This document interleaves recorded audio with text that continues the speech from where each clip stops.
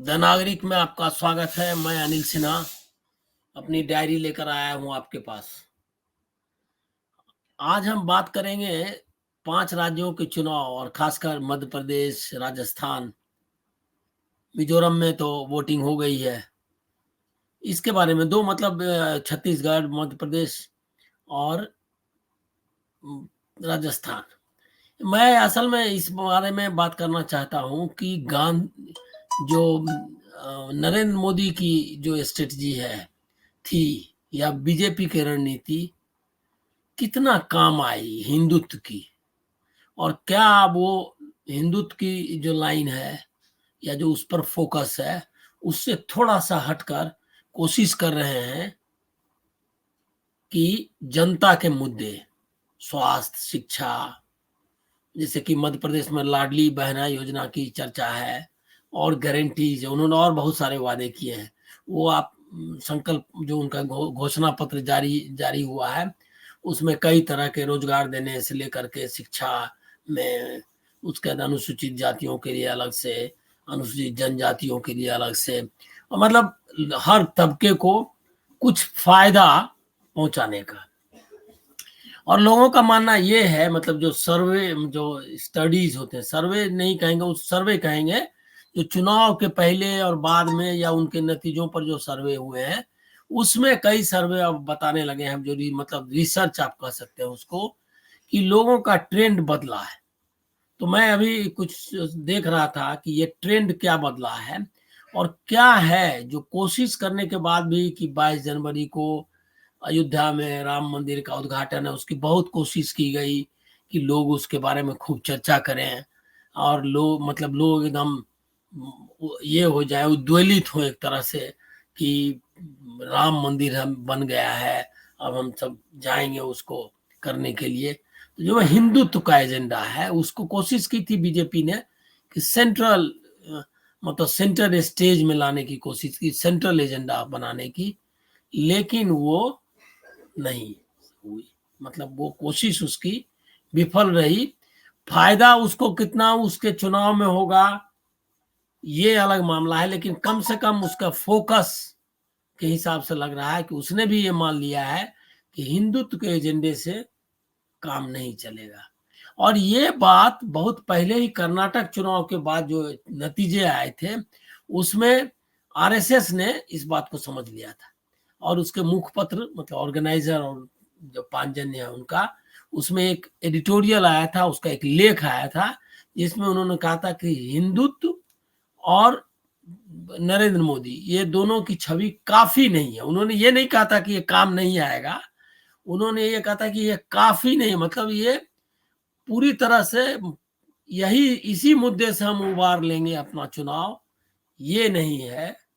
ये उसने पहले ही संकेत दिए थे। तो चेंजेस तो आ रहे थे उस समय से, लेकिन उसके बाद भी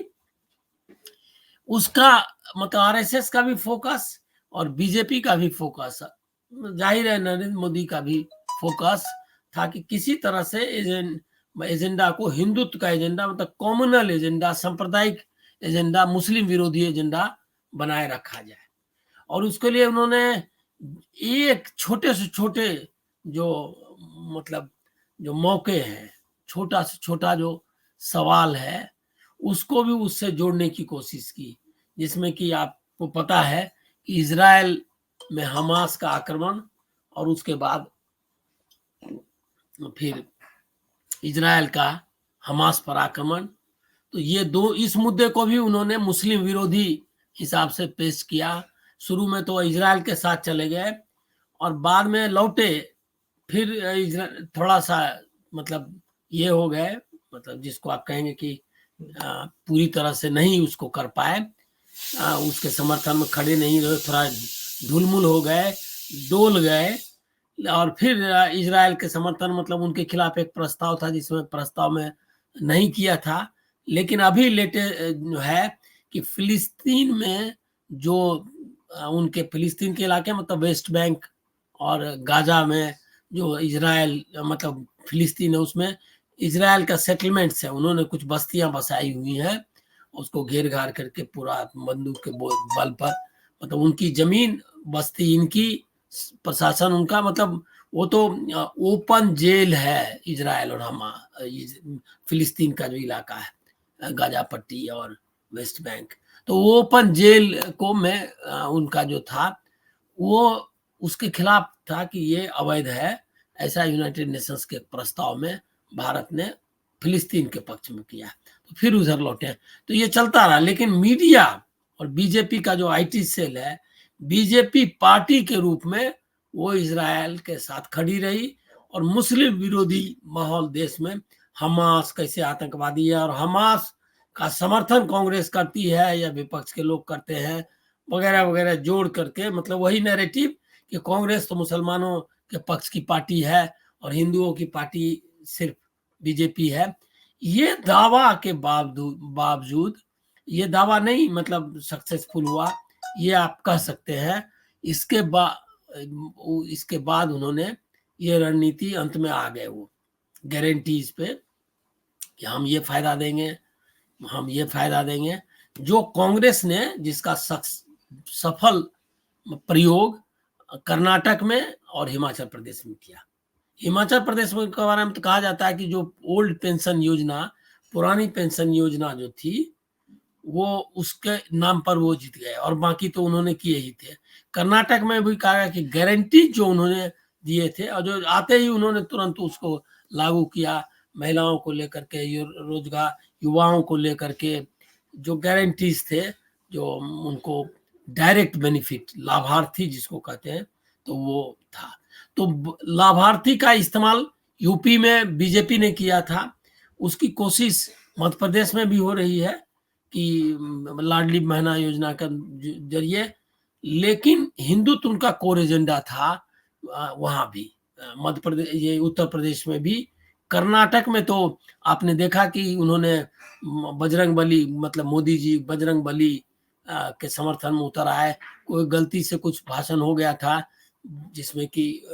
मतलब बजरंग दल के खिलाफ हुआ था, उसमें बजरंग बली पर कोई नहीं कुछ बोला था, बजरंग दल पर बैन लगाने की बात कांग्रेस ने की थी, और उस पर वो तुरंत पकड़ लिया उन्होंने, बजरंग बली को उससे जोड़ दिया। बजरंग दल का बजरंग बली से कोई संबंध नहीं है, बजरंग दल है एक मिलिटेंट ऑर्गेनाइजेशन, आरएसएस का विंग है, जो कि हिंदुत्व के लिए का मतलब एक तरह से चाहिए कि लड़ने भिड़ने वाला ये है, ग्रुप है, तो उसको उन्होंने बजरंग बली से जोड़ दिया। तो जैसे कि विश्व हिंदू परिषद है, मतलब जैसे हिंदुओं ने बनाया हो ये संगठन विश्व हिंदू परिषद, और ये यही रिप्रेजेंट कर रहा है, इस तरह का लोगों को नाम दे मतलब करते हैं। तो वो ऐसा थोड़े ही है, आपने कोई ईसाई परिषद या कोई मुसलमान परिषद बना दी,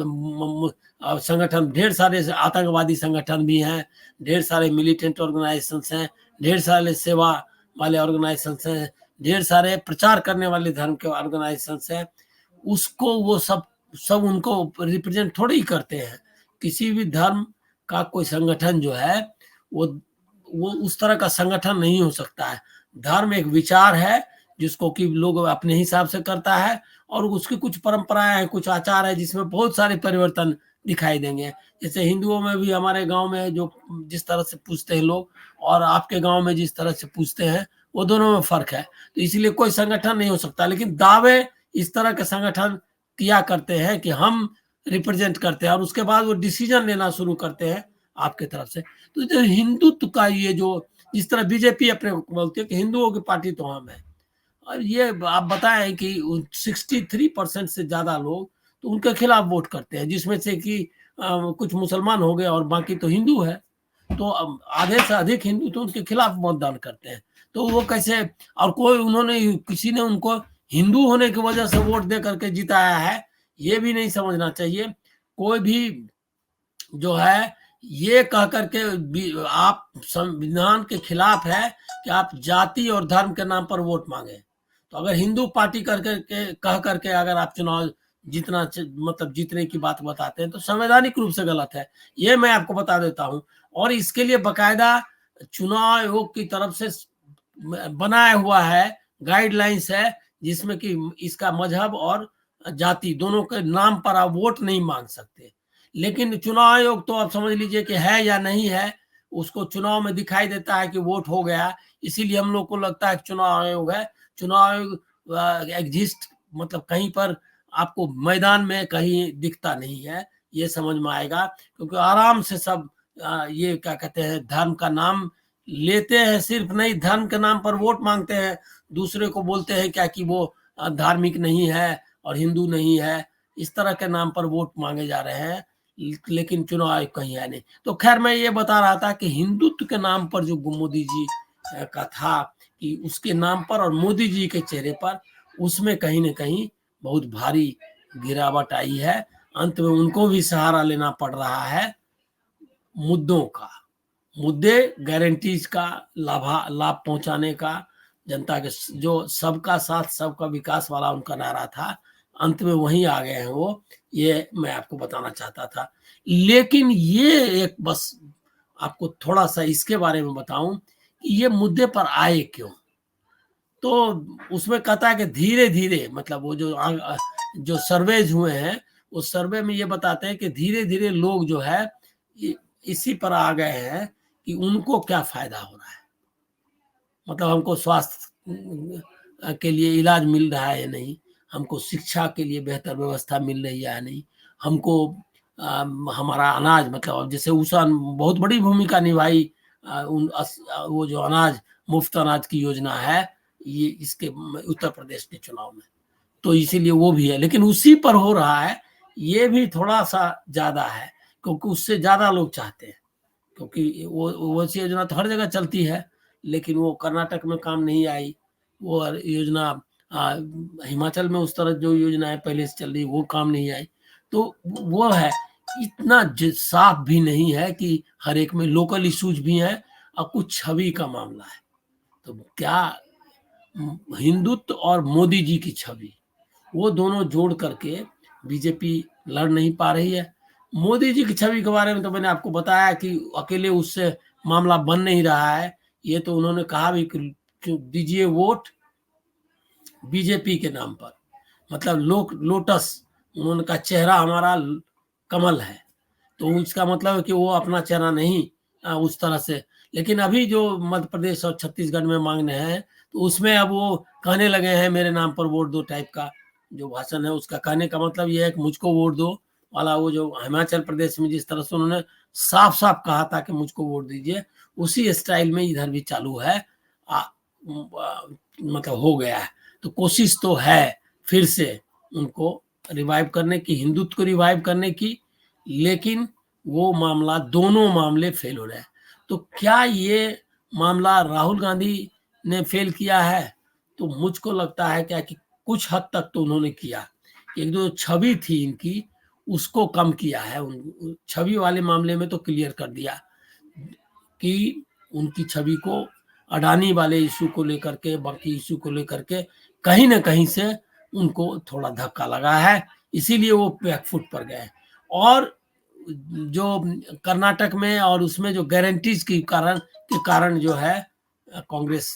की गारंटी के कारण जो चुनाव का नतीजा है, वो भी एक वजह है। तो अब इसका मतलब ये है कि ये जो करते हैं हुआ है ऐसा, उसके पीछे जरूर है कि भारत जोड़ो यात्रा और राहुल गांधी का जो योग मतलब की राजनीति है, मतलब अंत में उन्होंने उसको ये किया, क्या कहते हैं, मजबूर किया कि आप इस लाइन पर आए, मतलब उनके पिच पर जो कहता है, उनके पिच पर खेलने वाली बात थी, बीजेपी के पिच पर कांग्रेस खेल रही है, उसके बदले राहुल गांधी ने नैरेटिव बदल दी, अब बीजेपी कांग्रेस के पिच पर खेल रही है। दूसरा एक और चीज है कि ये आखिरकार इसीलिए संभव हो पाया अंतिम में कि जनता ने मुद्दे बदल दिए, क्योंकि जनता जब मुद्दे बदलती है तभी आपका मुद्दा चलता है, नहीं तो कांग्रेस या किसी के कहने से वो छवि न गिरती है न बनती है, न ये किसी राहुल गांधी के कहने से बनती हुई छवि, और न मुद्दे उससे बनते हैं। अंततः मुद्दे होते हैं कि जनता बदलती है, और जनता के मुद्दे को आप समझते हैं और उसको समय पर अगर आप उसके साथ संवाद कर लेते हैं, मतलब आपको लगने लगता है कि जनता के मन मन में ये मुद्दा चल रहा है, यही हमको चलना चाहिए तो चीज बदलती है। तो आज बस इतना ही। नमस्कार, आप स्वस्थ रहें।